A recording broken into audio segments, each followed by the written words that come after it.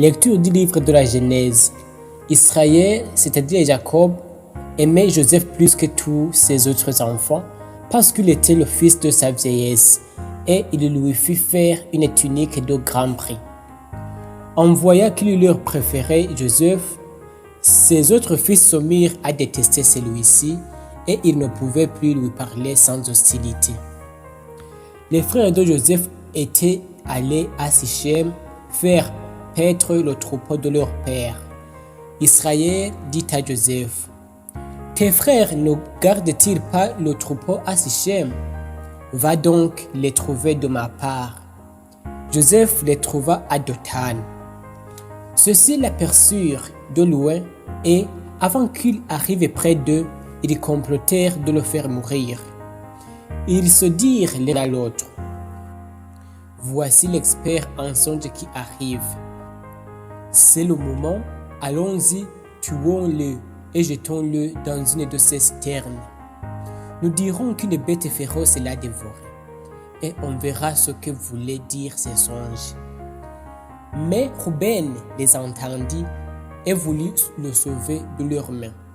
Il leur dit: « Ne touchons pas à sa vie. » Et il ajouta: « Ne répandez pas son sang. Jetez-le dans cette citerne au désert, mais ne portez pas la main sur lui. » Ils voulaient le sauver de leurs mains et le ramener à son père. Dès que Joseph eut rejoint ses frères, ils le dépouillèrent de sa tunique, la tunique de grand prix qu'il portait, et ils se saisirent de lui et le jetèrent dans la citerne qui était vide et sans eau. Ils s'assirent ensuite pour manger. En levant les yeux, ils virent une caravane d'Ismaélites qui venait de Galade. Leurs chameaux étaient chargés d'aromates, de baume et de myrrhe qu'ils allaient livrer en Égypte. Alors Judas dit à ses frères: « Quel profit aurions-nous à tuer notre frère et à dissimuler sa mort? Vendons-le plutôt aux Ismaélites et ne portons pas la main sur lui, car il est notre frère, notre propre chair. » Ses frères l'écoutèrent. Des marchands madianites qui passaient par là retirèrent Joseph de la citerne.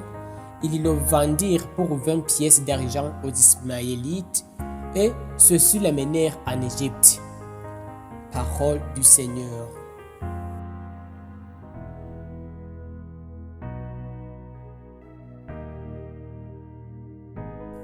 Souvenez-vous des merveilles que le Seigneur a faites. Cherchez le Seigneur et sa puissance. Souvenez-vous des merveilles qu'il a faites. Vous, la race d'Abraham, son serviteur, les fils de Jacob qu'il a choisis. Il appela sur le pays la famine, le privant de toutes ressources.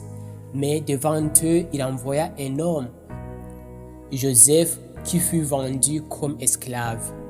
On lui met au pied des entraves, on lui passe des fers au cou. Il souffrait pour la parole du Seigneur jusqu'au jour où s'accomplit sa prédiction. Le roi ordonne qu'il soit relâché, le maître des peuples qu'il soit libéré. Il fait de lui le chef de sa maison, le maître de tous ses biens.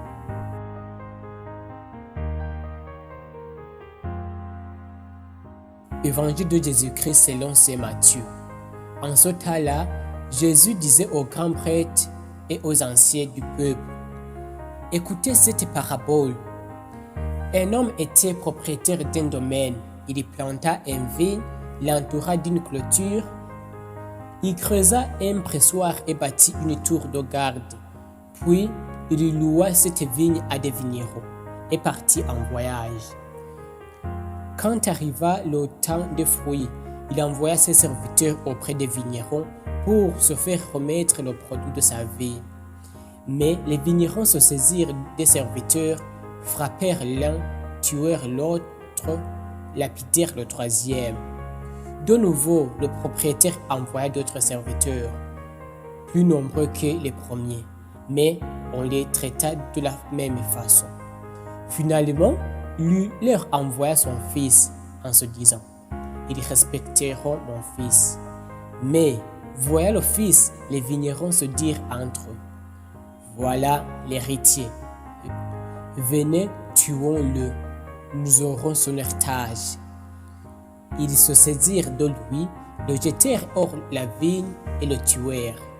Eh bien, quand le maître de la vigne viendra, que fera-t-il à ces vignerons? On lui répond, ces misérables, il les fera périr misérablement. Il louera la vigne à d'autres vignerons, qui lui en remettront le produit en temps voulu. Jésus leur dit, n'avez-vous jamais lu dans les Écritures? La pierre qu'ont rejetée les bâtisseurs est devenue la pierre d'angle. C'est là l'œuvre du Seigneur, la merveille devant nos yeux. Aussi, je vous le dis, le royaume de Dieu vous sera enlevé pour être donné à une nation qui lui fera produire ses fruits. En entendant les paraboles de Jésus, les grands prêtres et les pharisiens avaient bien compris qu'il parlait d'eux. Tout en cherchant à l'arrêter, ils eurent peur des foules, parce qu'elles le tenaient pour un prophète. Acclamons la parole de Dieu.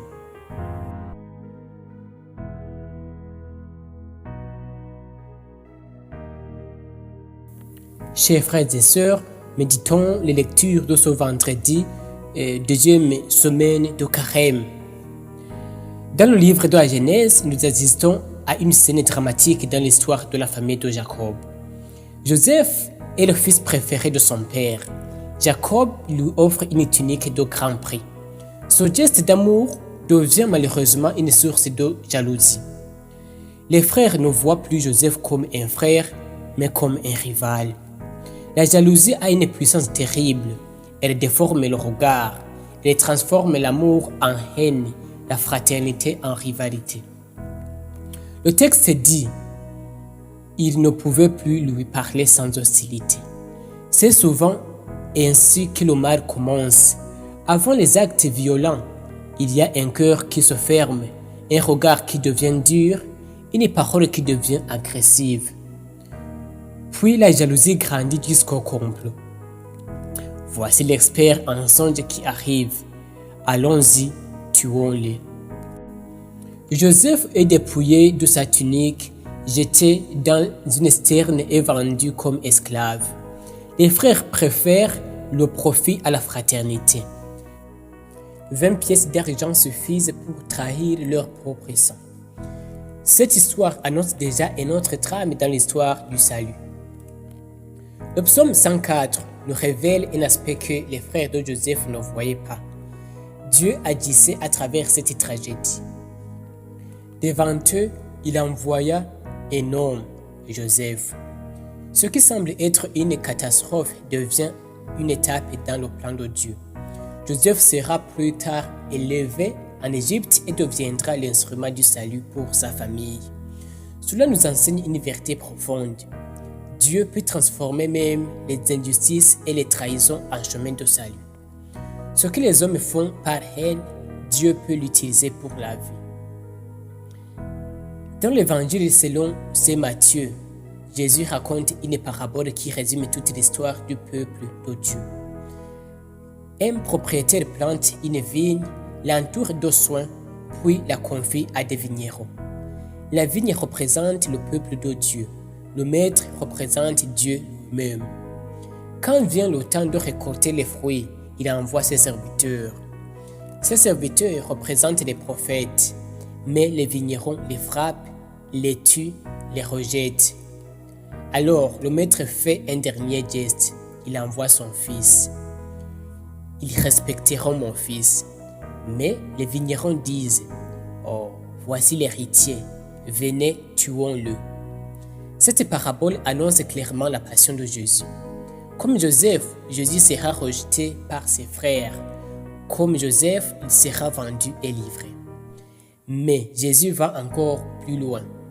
Il sera jeté hors de la vigne et crucifié.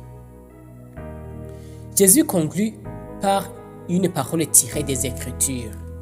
La pierre qu'ont rejetée les bâtisseurs est devenue la pierre d'angle. La pierre d'angle est la pierre essentielle d'un bâtiment, celle qui soutient tout l'édifice. Le paradoxe du salut est là. Ce que les hommes rejettent devient le fondement du plan de Dieu. Joseph rejeté devient sauveur pour ses frères. Jésus rejeté devient sauveur pour le monde. La croix, signe d'échec aux yeux du monde, devient le lieu de la victoire de Dieu. Mais cette parabole n'est pas seulement une accusation contre les pharisiens, elle nous concerne aussi.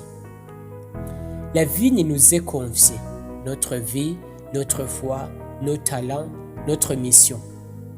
Dieu nous demande des fruits d'amour, de justice, de fidélité. La question est donc simple.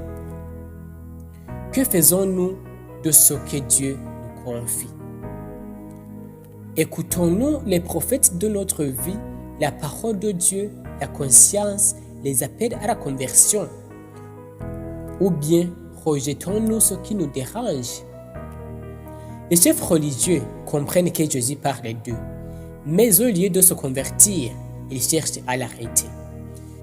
C'est le danger spirituel le plus grave, entendre la parole de Dieu et refuser de changer.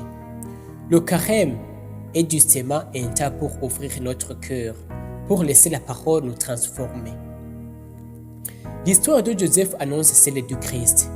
La jalousie des frères annonce la haine des chefs religieux. Mais Dieu transforme le rejet en salut. La pierre rejetée devient la pierre d'angle. Aujourd'hui, le Seigneur nous demande: allons-nous accueillir cette pierre dans notre vie ou allons-nous nous aussi la rejeter?